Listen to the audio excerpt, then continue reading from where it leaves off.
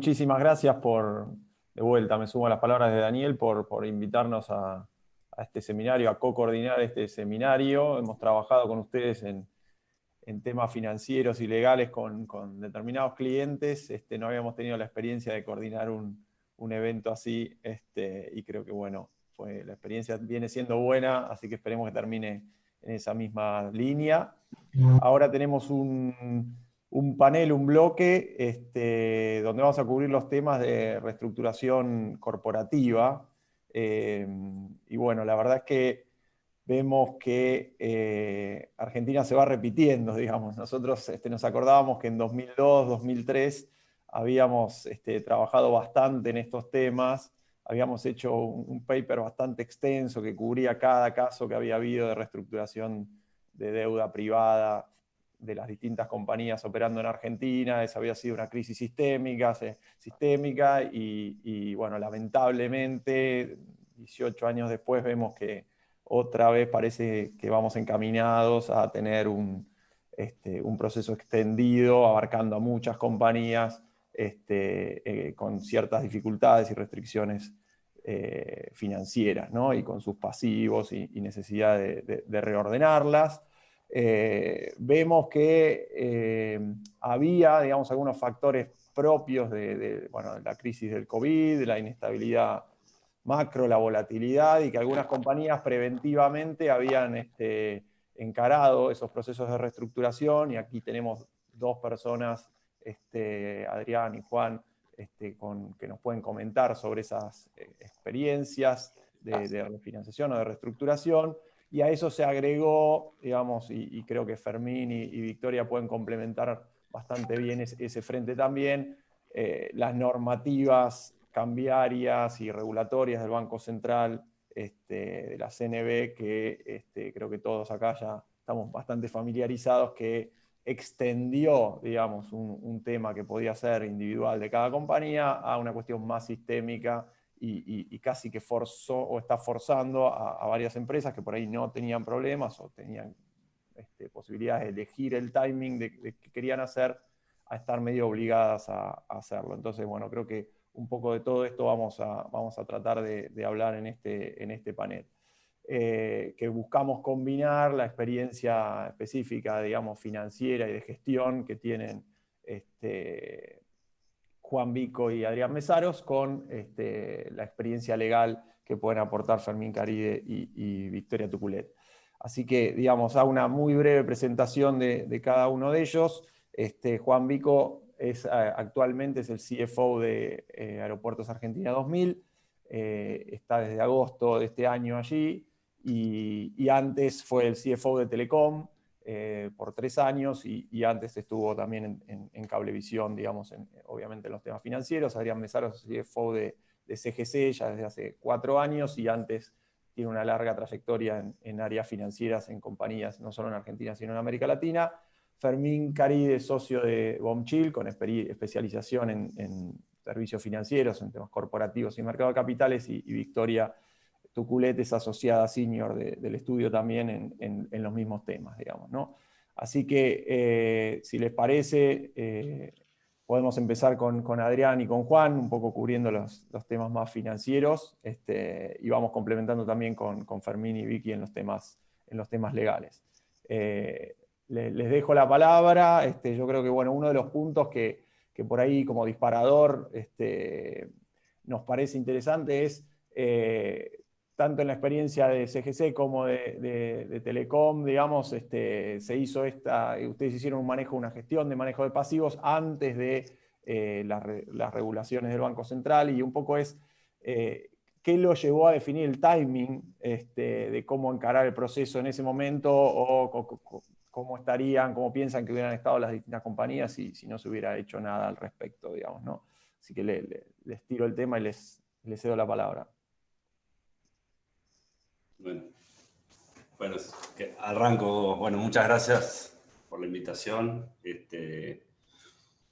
Creo que es difícil hablar de esto de manera general, ¿no? Hay que estar muy específico a la situación de cada compañía y de cada momento. En nuestro caso, no sé si recuerdan, pero creo que hay 2 o 3 variables que son claves a la hora de tomar esta decisión. Una es el mercado, cómo está, cómo se ve Argentina, y qué cosas se pueden hacer. No sé si recuerdan, nosotros en Telecom intentamos 3 veces hacer una refinanciación.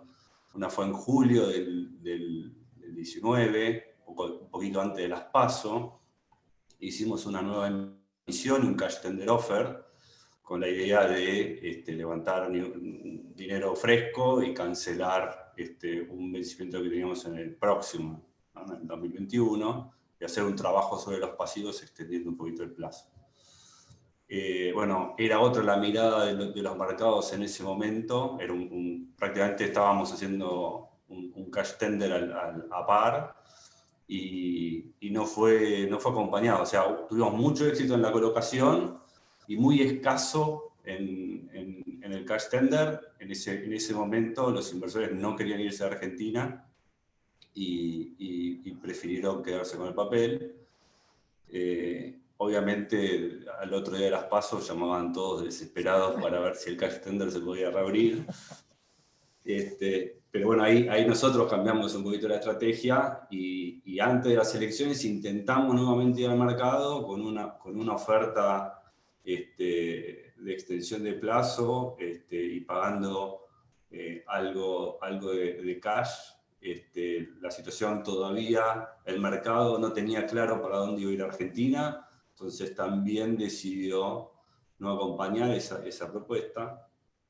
Y la tercera vez, en la cual sí pudimos llevarla adelante, fue, como decías, hace unos meses atrás, y ahí sí ya el mercado estaba decidido hacia dónde ir, y la propuesta fue apoyada mayoritariamente por entender la situación. Creo que la situación de mercado es clave, hay que estar preparado y listo, sobre todo en estas operaciones en las cuales del otro lado hay inversores y son más difíciles. Es difícil entablar las conversaciones y generar las masas. Es distinto si uno tiene bancos o agencias del otro lado. Y la otra variable que yo creo que es muy importante a considerar son las perspectivas de la compañía. ¿Qué está pasando en la compañía? ¿Qué perspectivas hay? Y voy al caso de Aeropuertos. Aeropuertos tenía sus operaciones cerradas, no estaba generando ingresos, había incertidumbre sobre cuándo iba a ser la reapertura, había experiencia de lo que estaba pasando en el resto del mundo. Bueno, no importaba mucho qué pensaba el mercado, rápidamente se hizo una oferta, y también fue acompañada mayoritariamente, creo que también la velocidad y la sinceridad con la que uno hace approach a los inversores en el caso de deuda en bonos es clave, ¿no? Entonces me parece que esas 2 variables son variables que yo miraría el mercado, cómo está, cuál es la visión sobre el país y las perspectivas de la compañía, qué está pasando y qué va a pasar mañana, ¿no? En qué momento, bueno, no hay ingresos o hay un efecto, vos comentabas, 2002, 2003, un hecho soberano que era ineludible. Bueno, uno ahí, variable que se tiene en cuenta. Gracias, Juan. Bueno, gracias Juan, gracias por la invitación, Don Gil, Juan Tun. A ver, creo que Juan tocó los temas desde la óptica general. Yo les cuento con una compañía más chica, con CGC, respecto al timing, y primero estamos mirando un poco qué hacía Juan y PF, y en Telecom, y esos grandes monstruos que generalmente abren el mercado.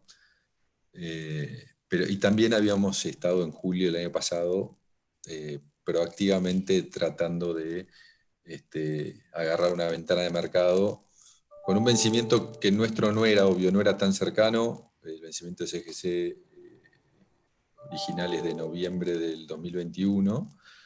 Entonces, si quieren ahí con respecto al timing, como para no redundar en lo de Juan, y tratar de ir a la posición general, creo que veníamos listos desde mediados del año pasado para tratar de agarrar la oportunidad que hubiera. O sea, como razonamiento, es como que nos planteamos tener que estar listos siempre. Y para eso, la verdad que nosotros tenemos una alianza, si quieren, muy fuerte con nuestro equipo de Bombshell, con nuestro equipo de Price, que teníamos, para darles una idea, el año pasado tardamos 10 días en estar en el mercado, en julio, en una ventana que no se hacía obvia para una compañía como CGC, y a raíz de un reverse inquiry en uno de los roadshows, en particular, aparte de divertido, pues fue en el de Telecom, que surgen varios inversores que decían, che, nos gustaría ver a CGC en el mercado. O sea, muy atentos, muy listos para tocar el mercado en cuanto hubiera una oportunidad. Eso sí, creo que es la enseñanza que nos deja Argentina siempre, ¿no? Y también a los asesores financieros. Claro que esto nunca lo haces, nunca vas de macho solo. Hay un relacionamiento propio de compañías como las nuestras, que estamos cerca de los inversores, que también hace falta tener ese buen sponsorship, ¿no? Que también avale un poco eh, la estrategia de la compañía, las decisiones de la compañía.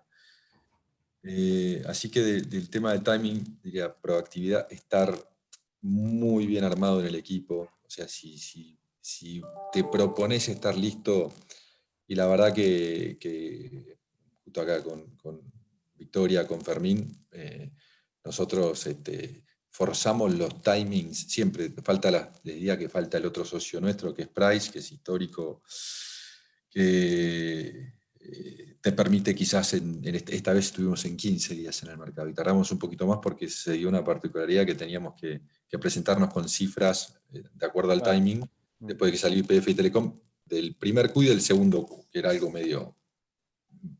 medio anormal. ¿Qué hubiera pasado si no salíamos? Y la verdad que te quedás más débil. Obviamente yo creo que, como decía Juan, ¿no? Así como en las PASO estaban ahí, después de las PASO cambió todo y ahí los inversores que decían que no, ahora querían estar acá. En este escenario volvió a pasar algo parecido, que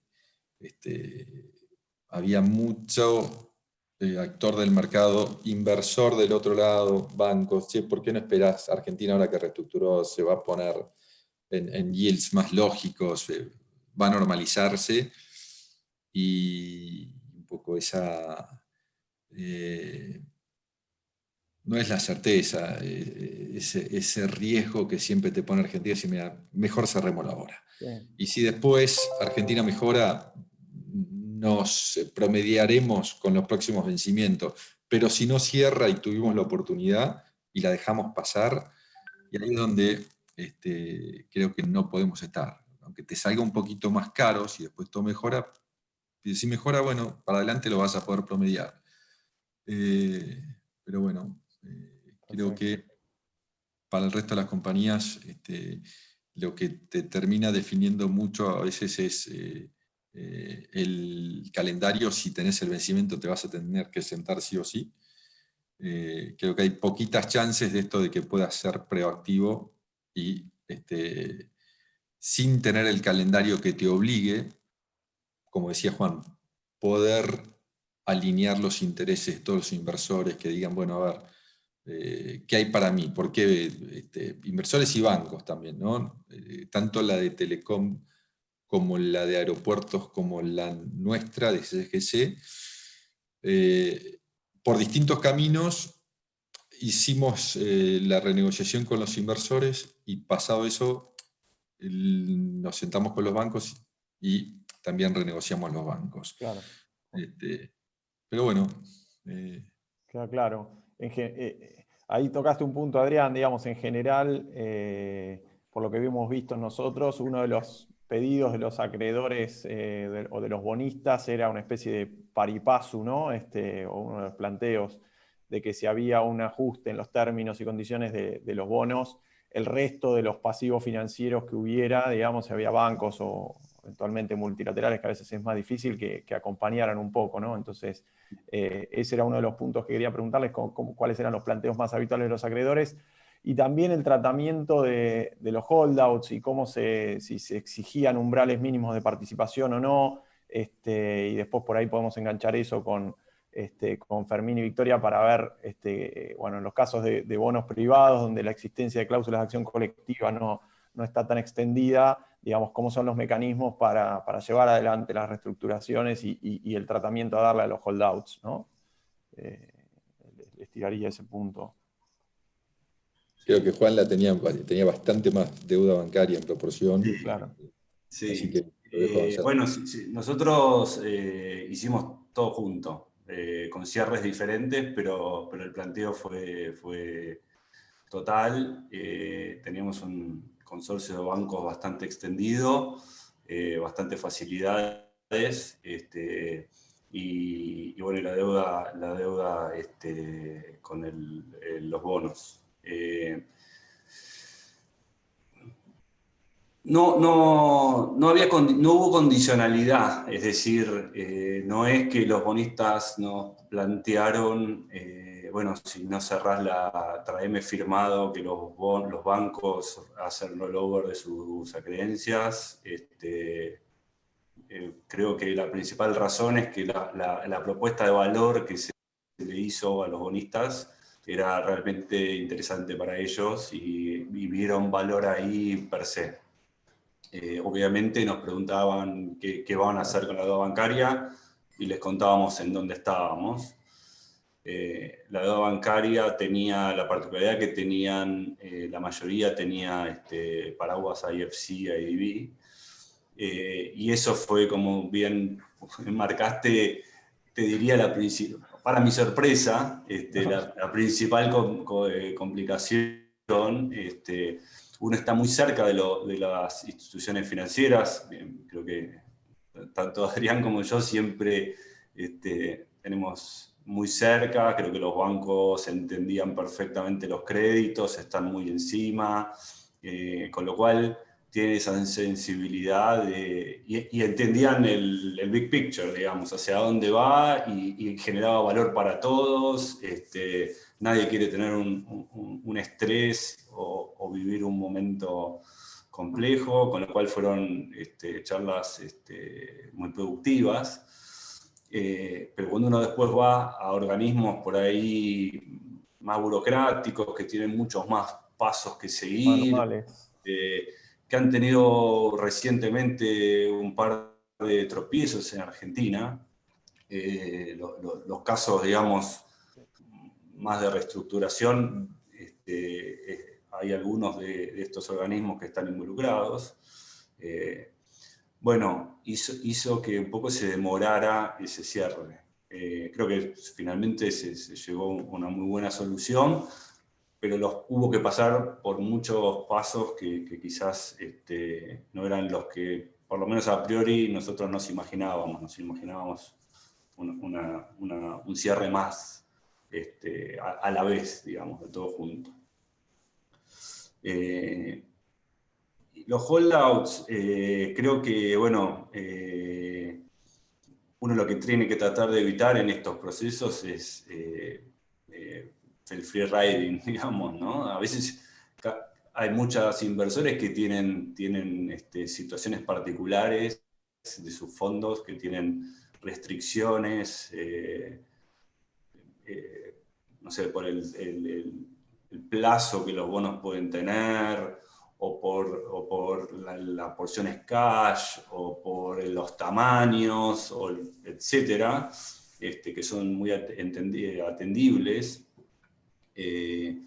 Pero creo que hay que saber explicar muy bien que si el paquete de valor que se está ofreciendo, que en los casos que estamos hablando, todos hemos tenido mucha aceptación. Evidentemente esos paquetes estaban muy alineados a lo que los inversores querían, y fueron negociaciones muy, digamos, propuestas muy amigables en donde los inversores se sintieron cómodos y creo que se les generó valor, más allá de que después Argentina siempre nos da alguna sorpresa, pero me parece que había entendimiento de que era una necesidad, y que si, la verdad que se hablaba muy abiertamente sobre los planes, sobre la situación de la compañía, sobre la situación del país, y creo que en todos los casos siempre fueron muy constructivas. Hubo mucho entendimiento y bueno, se genera ese círculo virtuoso en donde más gente participa y la transacción va generando momentum, ¿no? Obviamente también tener a los bancos que están más cerca de la compañía acompañando siempre ayuda, ¿no? Y también es un termómetro de los inversores que, bueno, que hay un entendimiento que la situación es ganar para todos. Creo que todos nos quedamos con holdouts, más o menos. Después eso se va administrando, será un desafío de más adelante, pero creo que con los valores que quedaron, que son cifras en todos los casos muy manejables, y se resolvió, digamos, se despejó, y uno lo que necesita es un poquito de previsión en un contexto como el que estamos, quizás después seguramente hablaremos, en donde hay muchísimas incertidumbres, ¿no? No sé, Adri, sí. Bueno, yo, de vuelta, nosotros tuvimos, si quieren, la suerte de no tener que abrir el mercado con una propuesta. Eso lo hizo YPF y Telecom, pudimos ver cómo anduvieron sus propuestas. Si quieren, en la previa, y esto que comentaba Juan de ese relacionamiento cercano, uno tiene la oportunidad de ir viendo dónde se sienten cómodos los inversores. En general, todas estas compañías tenemos un diálogo muy abierto con los inversores institucionales y tenés un poquito el grip dónde van a estar cómodos. Es un diálogo que con los retail es un poco más difícil. Uno puede presuponer que a veces quizás aplica más para los inversores locales retails, pero todas estas compañías tenían inversores retails en todo el mundo, y es un diálogo inexistente casi. Tenés que presuponer, lo haces a través quizás de los sponsors de los bancos que te ayudan, pero es como que nosotros no solo teníamos esa intuición, teníamos, por suerte, toda la información que nos dieron los tres, si quieren, era el de aeropuertos, el de YPF y el de Telecom, los tres exchanges previos, y pudimos construir, si quieren, la oferta más humilde en términos de cash.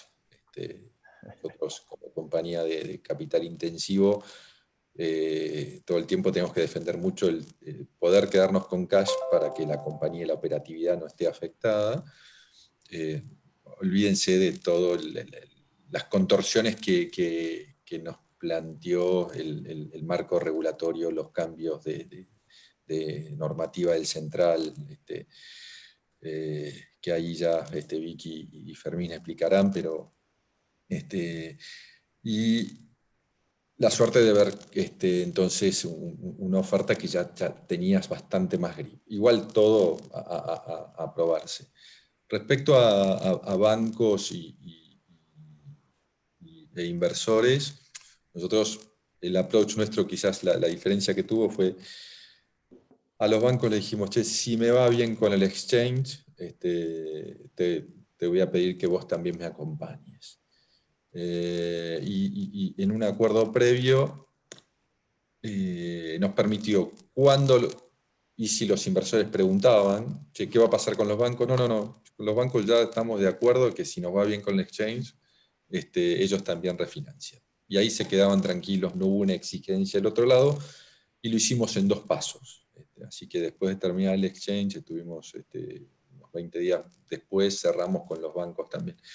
Pero la verdad que los inversores siempre van a estar mirando lo que hacen los bancos, que son siempre nuestros inversores más cercanos, ¿no? Nuestros financistas más cercanos. Entonces, si no nos acompañan ellos, difícilmente se larguen a estar en 5 años los inversores institucionales. Y el retail que acompañó, la verdad que acá creo que tanto en Telecom como en CGC, no tengo el dato exacto en YPF, pero la participación en Argentina estuvo arriba, y en aeropuertos también, la participación de inversores argentinos, los que se venían por caja de valores, fue arriba del 92-93%, altísimo, gran apoyo. Sí. Y los institucionales en general lo que planteaban era las dudas de si quedarse en Argentina 5 años más. Creo que por eso terminamos todas las ofertas siendo, al menos las de extensión de plazos que eran Telecom, YPF y nosotros, propuestas amortizing. No Claro. hubo nosotros tuvimos una particularidad. Le pusimos set exit consents Sí, a los buenos viejos. a los buenos viejos, le sacábamos los covenants, también siendo un bono que no vencía en tan largo plazo, no genera tanto daño, pero por política hay fondos que no pueden quedarse con un bono sin covenants. Pero a su vez en el nuevo bono les pedimos mejorar ciertas condiciones, ciertos covenants, que eran muy restrictivos en el bono nuestro, que era del 2016, de una compañía que relativamente había tenido mucho mayor crecimiento, siendo mucho más chica, obviamente, que YPF y Telecom, pero una compañía muy distinta a la compañía que emitió. Y hasta pudimos hacer ese detalle, no nos olvidamos. Pero bueno, creo que todo esto de la mano de los bancos, si no funciona también, ¿no? Casi que es lo último que hicimos, pero como le decía, es el más cercano, y los inversores institucionales van a mirar qué pasa, qué hacen los bancos con vos. Ok. Y una cosa, digamos, no hubo una exigencia de poner un umbral mínimo de participación para que el canje fuera válido, entre comillas, digamos, ¿no? O sea, para que se gatille el canje o la reestructura. En el caso de Telecom hubo un pedido que el bono de salida fuera líquido. O sea, Okay, hizo un volumen que quisiera que fuera lo suficientemente líquido, y esa era la única, digamos, no por participación, sino porque el instrumento que le esté dando sea un instrumento que sea que les diera salida posterior. que tenga liquidez, cosa que, bueno, y esa fue un poco de las distintas iteraciones que tuvimos y que fuimos levantando en las distintas partes que les conté. Bueno, un gran valor que veían los inversores de Telecom era que el bono era lo suficientemente sea lo suficientemente líquido, y bueno, y es por eso que esa fue una restricción que nos tuvimos que autoimponer, y que por suerte la superamos con creces. Nosotros, viendo que YPF había salido con un umbral alto y después tuvo que bajarlo, Telecom había salido con un umbral alto, como decía Juan, por esta exigencia, y le fue bien, pero también con una compañía con mucho músculo, mucho EBITDA, tenía la posibilidad de poner más cash aparte que nosotros, y fuimos muy humildes y pusimos un umbral bajo, que básicamente le decía a los inversores, tratamos de hacer esto, que si inclusive el que jugaba, siempre hay alguno que va a jugar a tratar de ser el único holdout y salir mejor que todos, pero terminó generando un poco esa dinámica positiva, y nos quedaron poquitos holders también. La verdad que tuvimos una participación muy alta, casi 69%, pero en términos de valor, era, si quieren, la más afiladita. En más plazo promedio que YPF, un poquito menos que Telecom. El tema de liquidez ya tenía una limitación, siendo un bono más chico el nuestro que los de estas compañías. O sea, que pase lo que pase, en promedio los exchanges siempre están alrededor del 70, y ahí está muy bien. Entonces podías prever que ibas a tener un nivel de holdouts por lo menos del 25-30%. Los bancos en un principio dijeron, bueno, pero si es 50 te queda un vencimiento muy grande para noviembre, que bueno, después terminaron apoyando, inclusive antes de que terminamos con el 70 ya sabíamos que teníamos el apoyo igual, ¿no? Pero lo fuimos construyendo, la verdad que, o sea, porque depende mucho de quiénes son tus inversores, cuál es la perspectiva del negocio, como decía Juan, ¿no? Porque si no, o sea, ¿qué les vas a ofrecer? En todo esto, que los 4, si quieren, fueron canjes voluntarios. Muy diferente de la solución de lo que pasó después, post salida de la convertibilidad, como habías comentado, Juan. Ahí era diferente. Ahí se rompió todo y los bancos decían, bueno, a ver, ya habían bajado a cero sus posiciones, los precios de sus posiciones, las valuaciones, y de ahí construían valor.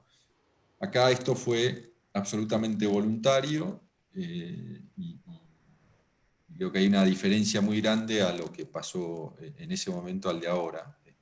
Que bueno, como decía Juan, esperemos que no nos depare de vuelta la macro, no sé, que no nos den dólares para pagar las deudas a las compañías, ¿no? Por ejemplo.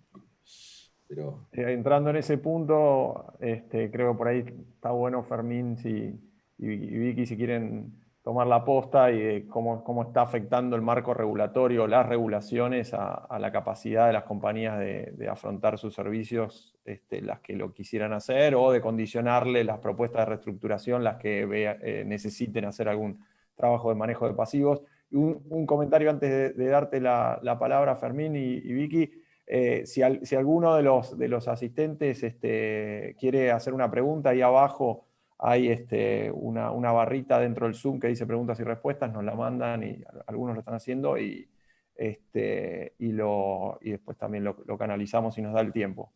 Así que, Fermín, Vicky. Seguro. Ahora, si querés, tomo una primera cosa que habías preguntado vos, que es el tema de las CACs en este contexto tan complejo, ¿no? Y la verdad es que es una excepción. Las CACs no es una realidad para los corporativos. En emisiones domésticas están en algunas. De hecho, la primera que la tuvo es una emisión estructurada de SGC, en la cual ya la usamos una vez para forzar un cambio, pero es claramente la excepción. 2 veces puede ser. 2 veces. Es claramente la excepción. En el mercado internacional lo intentamos, más de una oportunidad, con más de un emisor, y siempre la respuesta fue la misma, que no es algo de estilo, que no camina, que no vuelan los mercados. Entonces las soluciones serían mucho más drásticas, y serían los escenarios que ya vivimos a la salida de la convertibilidad, que tiene los efectos tanto reputacionales, que le puede importar a muchas compañías, como en compañías como puede ser CGC, como puede ser Telecom, o como puede ser todas compañías que tienen concesiones, que empiezan a tener efectos que van más allá de las soluciones que aportan. Entonces, creo que este es uno de los desafíos que por ahí los operadores tenemos que seguir insistiendo en encontrar soluciones que terminen siendo más eficientes que las que tenemos. Y la segunda pata de esto es cómo cambia, o sea, tomando una segunda cuestión que hablaban antes, es qué importante que son los tiempos. Yo recordaba cuando Adrián mencionaba la intentona de mercado en julio del año pasado, era otro país desde el punto de vista regulatorio a julio de 2020, completamente distinto. Y desde julio de 2020, o más precisamente desde septiembre de 2020 a hoy, es otro país nuevamente, porque los exchanges que vimos en el mercado fueron exchanges que se pudieron hacer con cierta, si quieren, cierta flexibilidad para poder hacerlo. ¿Por qué digo cierta?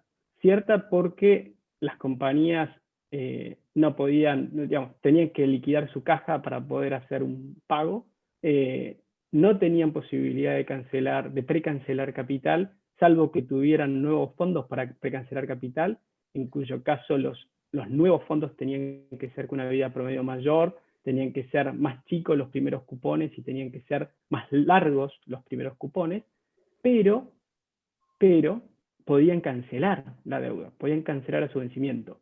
A partir del 15 de septiembre estamos en un paradigma que creo que aún hoy no sabemos cómo va a funcionar, que es una regulación que obliga a una reestructuración de deuda que seguramente todos ya las conocemos, que es esta famosa 7106 del Banco Central, que impone reestructurar 60-40. Te da acceso al mercado con el 40% del capital, pero te limita para el 60% restante que tenés que refinanciar con un plan presentado al Banco Central con una vida promedio no menor a 2 años. Entonces esto abre el interrogante de cómo va a funcionar estos planes de reestructuración, cómo van a funcionar en un proceso de canje de deuda, refinanciación de deuda voluntario, que es lo que creo que todos seguimos teniendo en la cabeza, ¿no? No ir a un APE, no ir a un concurso. Y a esta situación que ya de por sí era rara o compleja, se sumó ahora en octubre una segunda vuelta de tuerca que teóricamente era para facilitar los procesos de reestructuración de deuda, pero creo que lo terminan de complejizar. Porque hasta octubre las normas las podíamos interpretar como permitiendo cancelar ese capital, pudiendo cancelar intereses devengados hasta la fecha del canje. A partir de octubre, ahora tenemos una nueva discusión, que es que los canjes de deuda, no solamente, o las refinanciaciones de deuda, no solamente deben ser por al menos el 60% del capital, sino que no pueden importar un incremento del capital y no pueden importar una precancelación de intereses antes de los vencimientos o antes de 30 días de los vencimientos. Entonces esto impone dos limitaciones adicionales, que es temporales. Los canjes tienen que ser dentro de determinados periodos, dentro de lo que son los periodos típicos de devengamiento y pago de intereses, y por otro lado, restricciones para una herramienta que se viene usando en los canjes, que son capitalización de intereses o el PIC.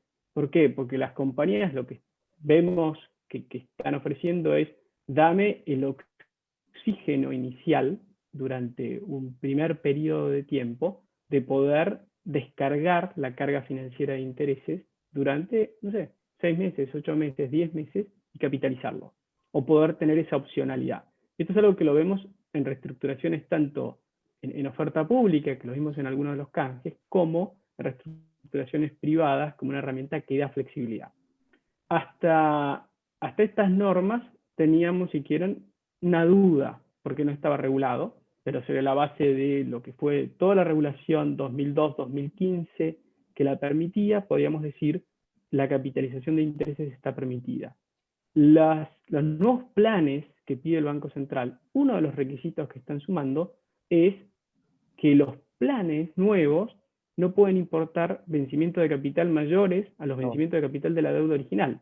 Entonces, fíjate que estás encarando una reestructuración a la cual no podés precancelar, no podés pagar intereses fuera de vencimiento, no podés capitalizar intereses a futuro y tampoco podés acortar vida promedio.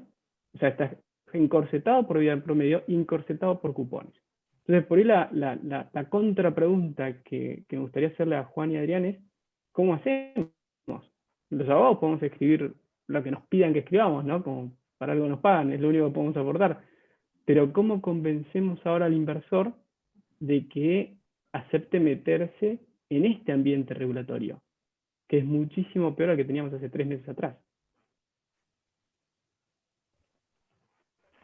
Dale vos. No Es muy difícil la pregunta. Es difícil, no me imagino. Bueno, ese es uno de los principales desafíos que hay hoy, ¿no? Y no digo de los últimos meses, yo creo que los últimos 3 años, digamos, nuestra posición se ocupa de administrar riesgos y incertidumbre, ¿no? Pero la verdad que el riesgo y la incertidumbre de estos últimos 3 años, y para hacerlo más amplio y no hablar de ningún gobierno en particular, en Argentina no nos ha hecho el trabajo, creo que a ninguno de los que estamos acá, nada fácil, ¿no? Así que... Yo creo que ahí el regulador, sea cual fuera, está en esta etapa de constante prueba y error. Por momentos piensa que podés forzar a inversores de todo tipo y color, porque ninguna de estas compañías tiene un solo tipo de inversor, por normativa a hacer cosas. Yo creo que justamente toda la descripción de toda esta dificultad va a ser posible reestructurar si la compañía... la primera pregunta antes es, che, para. O sea, ¿tu compañía puede seguir operando así? O sea, ¿va a seguir Es viable. creciendo? ¿Va a ser viable o no? Y como decía Juan, el gran problema es que ¿cuánto puede durar un ecosistema con tanta regulación que hace casi imposible hacer cualquier cosa? O sea, literalmente nosotros hemos estado 8 días para tratar de comprar o para pagar deudas, o lo más general, lo que antes era básicamente hacer un double click, ¿no? Comprar los dólares y pagarlo. Y esto creo que para compañías que quizás tienen un esquema financiero un poco, o sea, más acorde a una compañía más chica, quizás tenés un buen tesorero, tenés un buen banco, pero no te relacionás directamente con el equipo corporate que está más atento a ver cómo te puedes solucionar y tenés que ir por ventanilla para ver cómo solucionás el pago de una deuda o una importación, lo que fuera. Es una dificultad que ya te traba desde el comienzo. Creo que me da la sensación que el regulador está dando todas las indicaciones que se iría para atrás en muchas de estas normativas, vaya a saber, pero el gran problema es esto de que la norma hoy es esta, la semana que viene no sabemos. Y ahí, ¿cómo construir, no? O sea, ¿qué plan, qué modelo? La verdad que yo digo en particular, con compañías que tienen muy bajo endeudamiento, creo que esto es algo que no lo llevamos a nombrar, creo que lo hablamos en general, luego de la salida de la convertibilidad y los niveles de endeudamiento que teníamos las compañías en esa época, todas las compañías argentinas se han mantenido en pie a pesar de las devaluaciones no sé, de abril 2018, después la pospaso, el cambio de gobierno y demás, porque todas tenemos bajo endeudamiento. En general, eso es lo que nos mantuvo en pie. Pero este marco normativo, básicamente sí, bueno, che, a ver, ¿vas a poder comprar los dólares para pagar intereses? O tu leverage y de golpe todas con suerte generamos ingresos dólares a tipo de cambio oficial. Y si tenemos que ir a pagar la deuda a niveles de blue chip swap o lo que fuera, nuestro leverage, si era 2 va a pasar a 4, si era 4 va a pasar a 8. Y todo eso genera una dificultad que, volviendo a la pregunta, Fermín, te hace la primera pregunta: ¿esta compañía logra salir adelante económicamente, operativamente, y encima con despelote normativo? Así que... La pregunta del millón. Sí, está difícil. Ahí, De hecho, dale, Vicky, Fernando. Sí, yo quería Vicky comentar lo en puedo relación. explicar, Sí, iba a Vicky decir lo puedo explicar bien, pero... Dale. que ahí el árbitro Araya, estamos en tiempo cumplido, pero nos dijo que tenemos 5 minutos más, así que Vicky, si querés... Sí, me quedo con lo que decía Adrián de las señales de los reguladores.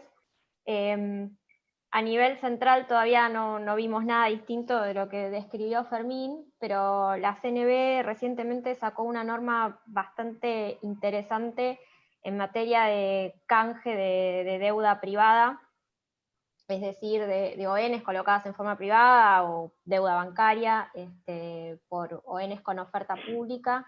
Esa norma es interesante cómo fue el proceso. La CNB la lanzó en consulta pública, recibió comentarios de todos los sectores interesados. Era una norma que al principio era un poco más limitada porque era una combinación de canje de 30% suscripto en especie con crédito, ya sea ONs privadas u otro tipo de créditos privados, y otros 70% levantando new money, y limitaba al acreedor que había suscrito en especie la posibilidad de suscribir en efectivo, lo cual hacía bastante difícil el funcionamiento de la norma. Eso, con la norma que ahora está en vigencia, se cambió, se hizo más flexible, sigue estando esta proporción del 30-70, pero no la limitación para los acreedores que suscribieron en el tramo en especie. Y otra cosa que quería comentar con respecto a cómo está reaccionando las compañías con la norma del central. Recientemente se lanzaron 2 canjes en el mercado local, o sea, de deuda hard dólar colocada mientras estuvo esa posibilidad de hacerlo durante el año pasado, y varias compañías están en esa trampa de la norma del central con vencimientos que caen ahora, noviembre, diciembre, y ya hay 2 canjes lanzados que están en curso, hay que ver cómo funcionan. Y conectado a la pregunta que hacía Juan respecto de las condiciones mínimas o de participación mínima, bueno, acá el central ya marcó una pauta, o sea, está forzado regulatoriamente, y todas estas ofertas se han lanzado con una condición de participación mínima del 60%. Perfecto. Sí, ahí solo una postilla más, te sumo que en las que se están lanzando de hard currency local, informalmente el central está diciendo que se puede cambiar la jurisdicción de pago y pasarlas a hard currency con pago divisa a Nueva York, o sea, especie de 7.000 en lugar de 10.000, interpretando la última modificación a la 7106 que te permite entregar bonos pagaderos en moneda extranjera sin liquidación cuando son necesarios para incentivar el canje. Absurdo total, no entiendo cómo interpretan de ahí, pero esa es la posición informal del central. Y yo diría que hay que llevarse bien con los abogados porque estamos todo el día laburando con ellos ahora, ¿no? Por suerte, Vicky, Nos volvimos muy importantes. muy cercanos. Algo más que quería, y ya para cerrar, por lo menos lo que me parece que quería destacar, cuando hablábamos del tema de los holdouts y cómo funciona el tema de los exit consents, que también ahí, bueno, a ver, con todas estas limitaciones que hablamos regulatorias, ya parece medio anacrónico en este tiempo pensar si se puede volver a hacer un procedimiento similar con esta normativa, ¿no? A nivel ONs internacionales. Pero al momento de los exit consents, es un trabajo de artesano que tenemos que hacer para analizar cuán agresivo se puede ser en ese planteo para no generar ningún conflicto o cuestionamiento respecto de modificación de cláusulas esenciales, sobre todo en un momento que estamos hablando, ¿no?, temporalmente de emisiones que se lanzaron, o sea, las objeto del canje, previo a la reforma de la ley de obligaciones negociables, donde las CACs ni siquiera existían, y la modificación de condiciones esenciales requería unanimidad, y hay veces que ser extremadamente agresivo puede terminar siendo un boomerang, y hay algunos de los emisores que han lanzado canjes que están teniendo cuestionamientos por parte de sus holdouts por entender que hubo modificaciones a términos esenciales. Claro, claro, sí. Buen punto. Bueno, nos quedamos sin tiempo, así que, bueno, muchísimas gracias, Juan, Adrián, Fermín. No, gracias. Espero que... Placer. Bueno, quedamos entonces con Tommy con el próximo panel que va a cubrir los temas provinciales. Nosotros nos vamos. Hasta luego.